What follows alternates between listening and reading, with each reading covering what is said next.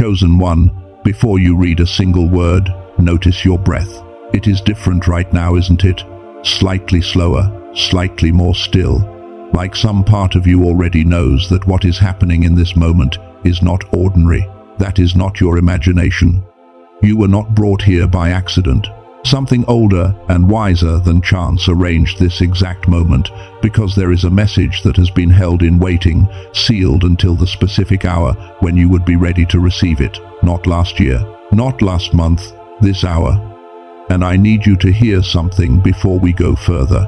That long silence you have been carrying, the one that sometimes felt like God had moved on or grown quiet in the places that mattered most, that silence was not what you feared it was.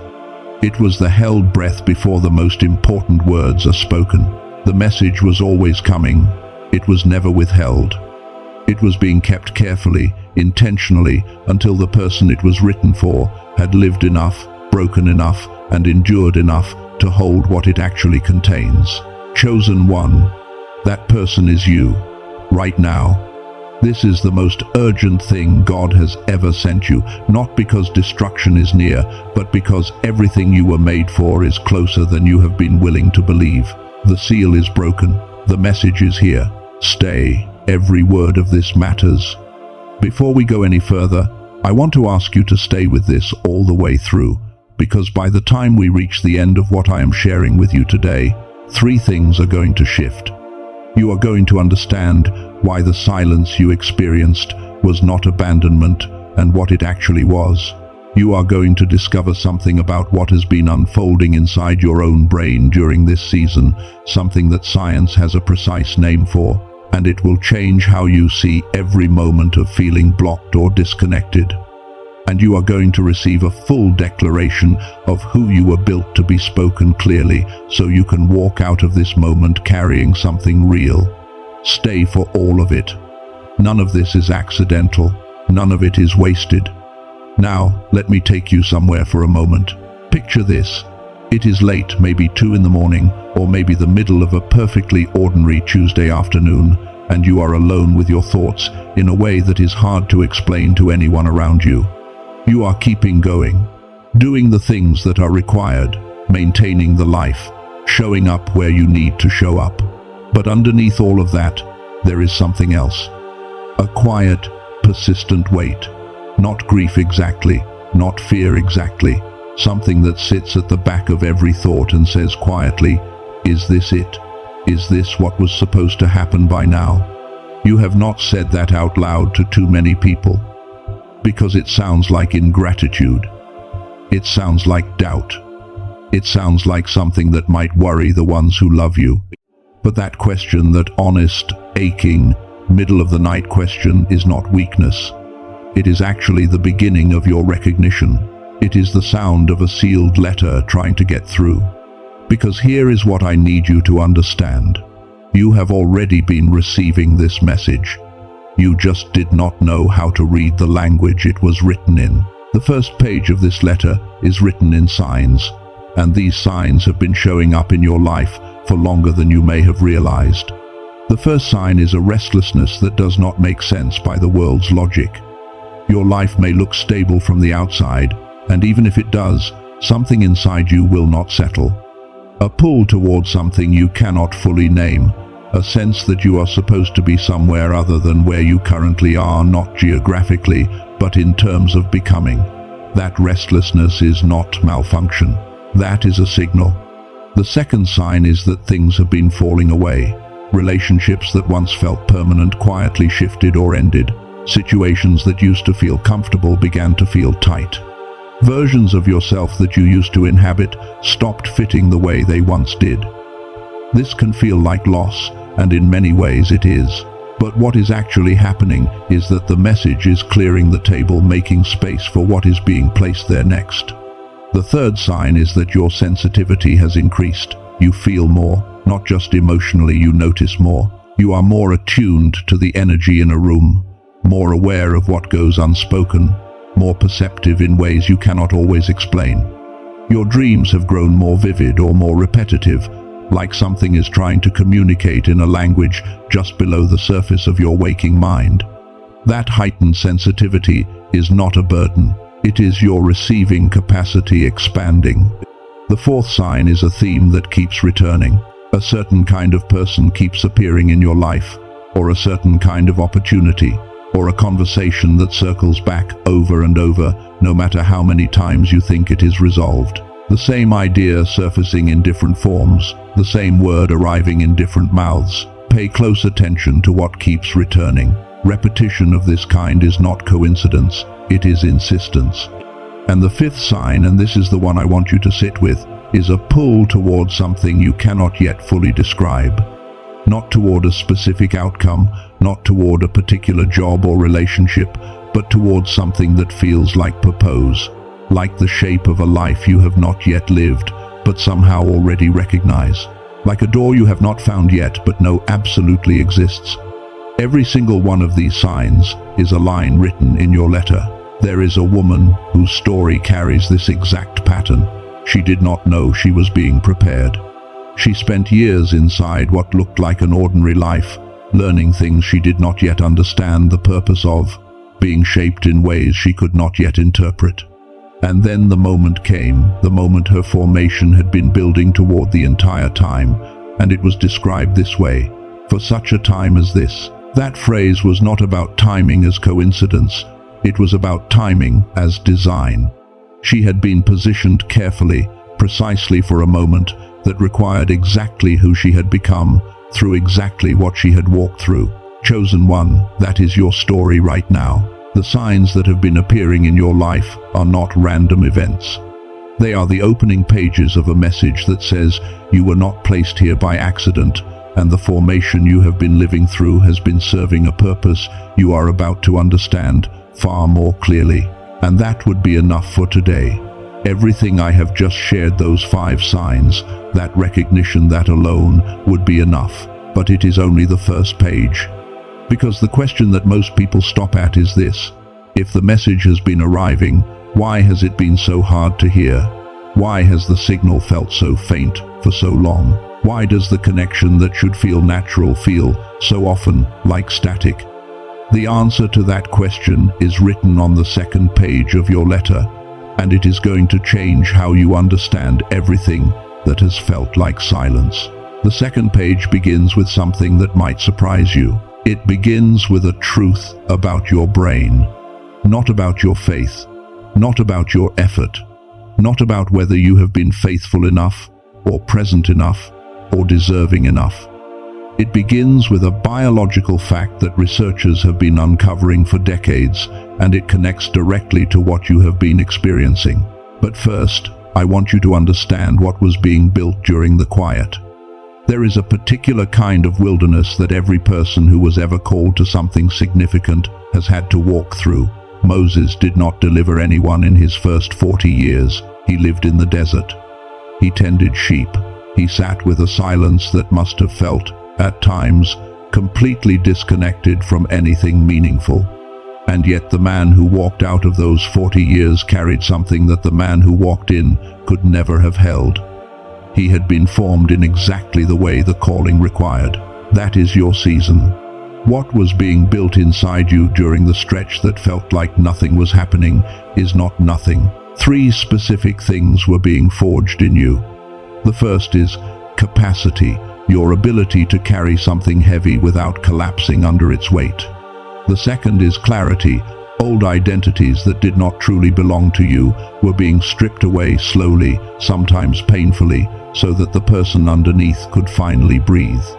And the third is sight, a sharpening of your ability to perceive, to sense, to read what others around you simply cannot read. You were not being punished, you were being prepared. But now, the second page gets specific. Researchers at Princeton, Harvard, MIT, Stanford, and Columbia have spent decades studying a phenomenon that happens to human beings across the course of their lives. What they found is this. As children, our brains operate at a frequency that allows for extraordinary learning, fast, intuitive, creative, and naturally connected to something larger than themselves. Children are effortlessly in what scientists call a state of flow, where thinking and knowing and acting align without friction. That frequency has a name. It is called gamma brainwave activity. And it was a God-given capability built into you from the very beginning. But something happens. Starting around the age of 7, the modern world begins to quiet that frequency. The educational system, the pressure to perform, to conform, to fit inside boxes that were never built with you in mind. The weight of adult stress, the noise of an information-saturated world. Over years and decades, what scientists call the decline effect takes hold. The frequency dims, not completely, but enough that what was once a clear and natural channel begins to feel like static. And this is important. This is not a spiritual failure. This is biology. It is what happens to nearly every adult navigating the modern world. And it explains something you may have felt your entire life without ever having a name for it. The sense that your connection to something greater feels muffled, like you are reaching for a signal that keeps flickering in and out. God is still transmitting. The message is still being sent. But your receiving antenna has been operating below its designed capacity. Now here is what I want to share with you, and I want to be careful about how I say this, because I do not want to overstate it, and I think you deserve honesty more than you deserve a sales pitch. A neuroscientist named Dr. Robert Lake, drawing from over 34 years of research and work, informed by studies at MIT, Harvard, Stanford, Princeton, Berkeley, and Columbia, developed something specifically to address this. He spent years compressing the science of gamma reactivation into a 7-minute audio track. Not a meditation, not a mantra, not something that requires discipline or a changed routine.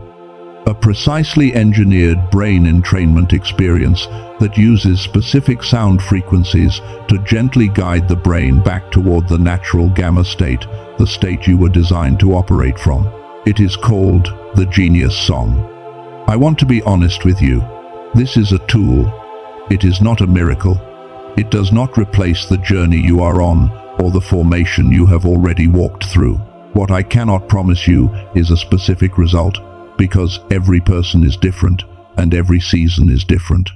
What I can tell you is that over 18,000 people have used it, and what they describe most consistently is a restoration of clarity, the intuitive flashes returning, the sense of connection becoming less effortful, the flow state that once came naturally becoming accessible again. The traditional clinical path for gamma reactivation biofeedback therapy runs around $300 per session. A home biofeedback device costs upward of $7,000. Dr. Lake compressed that technology into a 7-minute daily audio, originally priced at $49. And because of who is receiving this message today, you specifically, in this specific season, that price has been lowered further to $39. That price does not exist on Amazon. It does not exist anywhere else on the internet. It exists only through the single link I have placed in the description and the pinned comment. For $39, you receive the main track, plus 4 bonuses. An audio called Genius Child, designed to support young ones in activating their natural focus and confidence. A classic book, the one that the film The Secret drew its inspiration from, a real, grounded text about financial principles, valued at $20 on Amazon, included at no cost. A guided visualization covering 4 areas: money, love, health, and peace, and a printable infographic with the 5 most important daily habits for building a future that is actually yours. Everything is covered by a full money-back guarantee. No questions asked, no conditions. If you feel no difference, you lose nothing. One important thing I need to say. There are websites that have borrowed the name Genius Song and offer audio files that are simply sound. They do not contain the actual brain entrainment technology. Those products have no effect. The only way to receive the genuine technology, with all 4 bonuses and the full guarantee, is through the link in the description and the pinned comment of this message. Do not search for it elsewhere. If this feels like it belongs to your journey right now, the link is there, waiting for whoever feels called to it. But now, I want to return to what we were building together. Because there is a third page to your letter, and the third page does not talk about what is around you. It talks about what is inside you. It names the one thing, the only truly real thing, that has the power to interrupt what God is doing in your life right now. And when you understand what it is, the primary thing you are going to feel is not shame. You are going to feel relieved. Chosen one, I need you to do something for just a moment. I need you to look back at everything we have walked through together, the signs, the silence, the static, the season of preparation, and see it all from one level higher than where you have been standing. When you look at it from that height, one single pattern emerges. Every point of friction, every place where something should have broken open and did not. Every moment when you were right at the edge of stepping into something larger, and then quietly, almost invisibly, you pulled back. It all traces to the same source, not your circumstances, not the people who let you down, not the timing that seemed to work against you. Every single one of those things was real, and I am not minimizing them. But underneath all of it, like a root that runs beneath multiple trees, there is one belief, and it sounds like this. It sounds like a voice that says, this is for other people. Other people get elevated. Other people have their calling unlocked. Other people receive the thing they have been reaching toward. But quietly, in a place you have not fully admitted to yourself, you have wondered if you are the exception, the one for whom the door opens for everyone around them, but stays just slightly closed. That belief is not the truth, but it is real enough in your nervous system that it has been functioning like a wall. The name for it is an unworthiness belief, and I want to say this carefully because I think you need to hear it this way. This is not a character flaw. It is not something broken in you. It is a learned response, a protection that was formed in you early, probably in the environments where you first learned what love and safety looked like. At some point, the message you received was, wanting too much is dangerous. Standing too tall invites something painful. It is safer to stay small. You learned that to protect yourself, and the protection worked for the season it was built for. But you have outgrown that season, and the protection is still running. Underneath that layer, there is a second pattern, a doubt pattern that does not look like faithlessness. It actually feels like wisdom. It says things like, be careful, be realistic, do not get your hopes up. It presents itself as caution, but what it does is ensure that you never fully commit to the thing you were called to. It keeps one foot out the door. It keeps you holding the message at arm's length, reading it through glass instead of opening it all the way. But here is what is true about both of these patterns. They are not you. Think about what a chrysalis looks like from the outside. It looks like nothing. It looks, honestly, like death. Something that was once moving, going completely still inside a sealed shell. And if you did not know what was actually happening inside, you would call it a tragedy. But what is taking place inside that chrysalis is not stillness, it is reconstruction. Everything that was the caterpillar is being dissolved and rebuilt into something the caterpillar could never have become without going through exactly that process. The season you have been in has been your chrysalis, and the beliefs that formed in you during the hard years, the unworthiness, the doubt, they are not your identity, they are the shell, and the shell is doing exactly what a shell does. It protects the transformation while it is happening, but you are approaching the emergence now. And what needs to happen before you can fully break through is not complicated. I am not going to ask you to do anything that requires time you do not have or movement you cannot make right now. Here is all I am asking. When the voice that says, "This is not for you," appears, and it will appear, probably today, maybe during this very message, do not argue with it. Do not try to fix it or heal it in this moment. Just notice it. Name it inwardly. Say to it, without drama, without performance, I see you. I know where you came from, and I am choosing to move from my calling instead of from you. That is not positive thinking.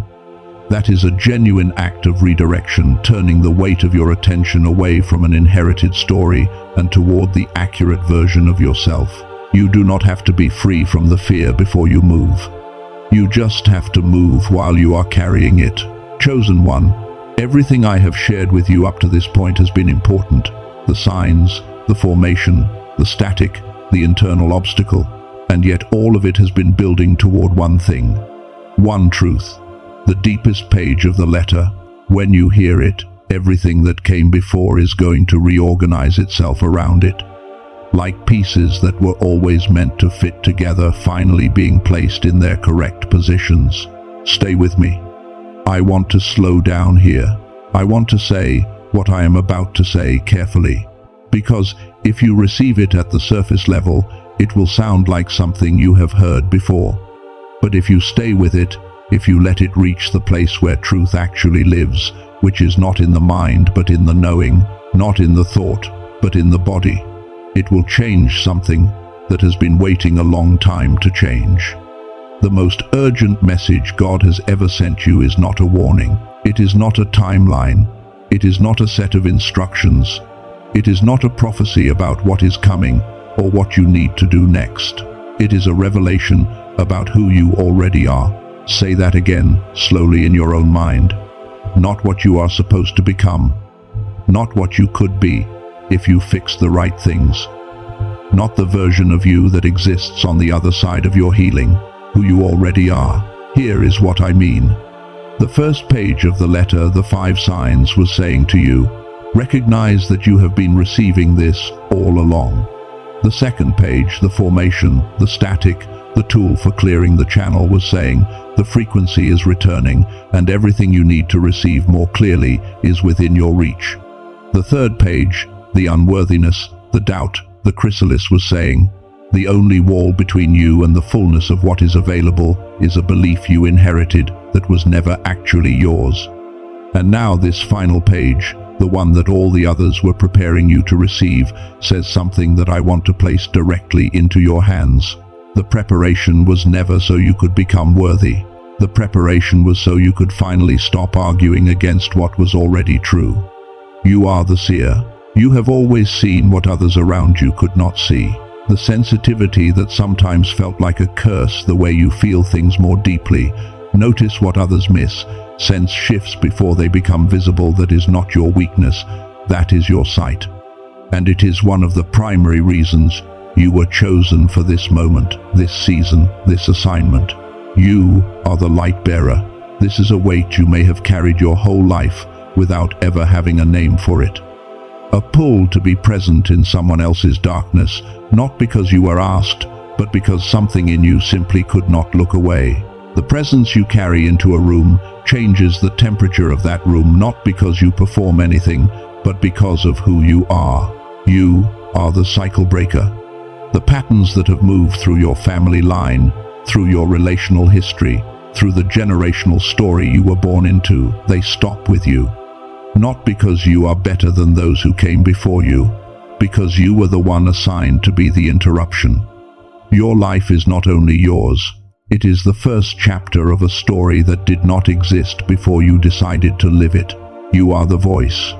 The things you have felt and carried and processed over the course of your life, the things that sit inside you like a language no one around you has spoken, yet those things are not for you alone. You will speak them. You are already speaking them. And what you say will reach people who have been waiting their entire lives for someone to finally articulate what they have always felt, but never found the words for. And you are the carrier. You are not simply the recipient of this message. You are the one who carries it forward. What is placed in you in this season is not for storage. It is for transmission. You were built not only to receive, but to bring. Moses did not know, in the wilderness, that he was being shaped into a deliverer. He thought he was failing. He thought he was forgotten.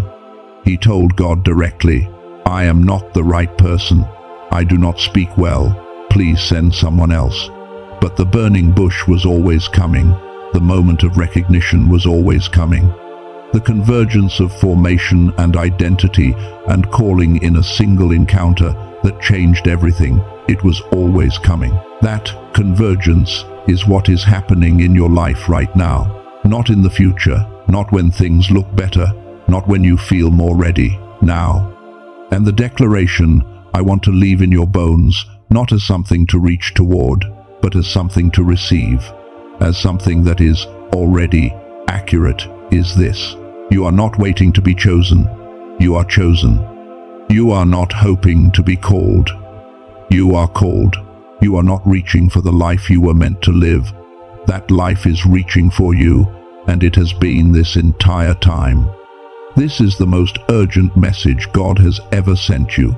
Not because the clock is running out, because the season of full reception is here. And the only fitting response to receiving the most important letter of your life is to open it all the way and live from what it says. So what changes now? I want to be honest with you. The circumstances around you may not look different today. The relationships that are still in process will still be in process. The provision that has not fully arrived will still be on its way. I am not telling you that your external life transforms by tonight. But here is what I can tell you will change: the way you stand inside of it.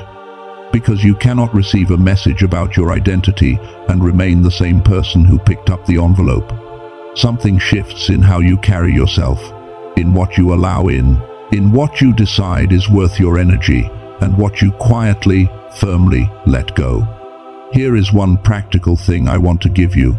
It requires nothing right now except your attention. Before you sleep tonight, or in the first quiet minutes of tomorrow morning, before the world gets loud, say 3 sentences inwardly that begin with, I am. Not what you are working toward, not what you hope to become, what you already are, based on what you received today. The seer, the light bearer, the cycle breaker, the voice, the carrier. Choose the identities that landed somewhere real in you, that resonated below the surface of just hearing the words, and say them the way you would report what you know to be true, because it is true. This is not about manufacturing a feeling. This is about orienting your attention toward the accurate version of yourself, so that when the inherited story tries to return, and it will try, you have something to come back to. One more thing before we close. If any part of what was shared today felt like it was written specifically for you, do not dismiss that. That is not wishful thinking. That is not your ego constructing a comfortable narrative. That is how the message arrives, personally, directly, in a moment that feels less like receiving information and more like being recognized. You have been recognized. Let us close this moment the way it deserves to be closed. God, I want to thank you, not as a formality, with a full chest and an open hand. Thank you for the seasons that felt like silence, because you were never absent in them. Thank you for the formation that looked like failure from the inside, because you were building something that could not have been built any other way. Thank you that you do not abandon the ones you call, that you hold the message steady and the seal intact until the one it was written for is finally ready to receive what it actually contains. Chosen one, I want to acknowledge something. The source sees every weight you have carried this season. Every prayer you sent into what felt like silence, not knowing if it arrived. Every morning you woke up and chose to keep going when stopping would have been easier. Every quiet act of faithfulness that no one around you witnessed it was seen, fully seen, counted, honored. Not one moment of it was wasted. And now I want to invite you into a releasing. We release the version of the story that said you were too late. We release the voice that said this level of life was for other people and not for someone like you. We release the inherited ceiling, the limit that was handed to you by people who were also living under inherited limits, doing the best they could with what they had. We release the comparison, the measuring of your season against someone else's timeline, as though the two were ever meant to match. We release the wound of the silence, the interpretation that quiet meant forgotten, that distance meant abandoned. We release the unworthiness belief, the deep, quiet story that you were the exception to everything good. We release the version of you that had to stay small in order to stay safe. We release all of it right now, in this moment. Let it go. And now, We activate. I speak to the seer in you. Wake up. Open what has been closed. The vision that has been forming, the perception that has been sharpening, the clarity that has been building quietly in the background of this long season. It is time to see. I speak to the light bearer. Step forward. The spaces that need what you carry are already waiting. You do not need to announce your presence. You do not need to perform anything. You just need to show up as who you are. I speak to the cycle breaker. Hold your ground. What ends with you, ends with you. What begins with you, begins now. The line is being drawn in this moment, and it will not be erased. I speak to the voice you have full permission to speak. The words that have been forming inside you across all of this are not too much, not too loud, not too late. They are exactly the right weight for the people who have been waiting to hear them. I speak to the carrier. Receive the message fully, all the way to the bottom. Let it land in the place where you actually live. You were built for this, not in spite of everything you have walked through, because of it. And I speak over every right connection, every alignment, every relationship and collaboration and open door that belongs to this new season.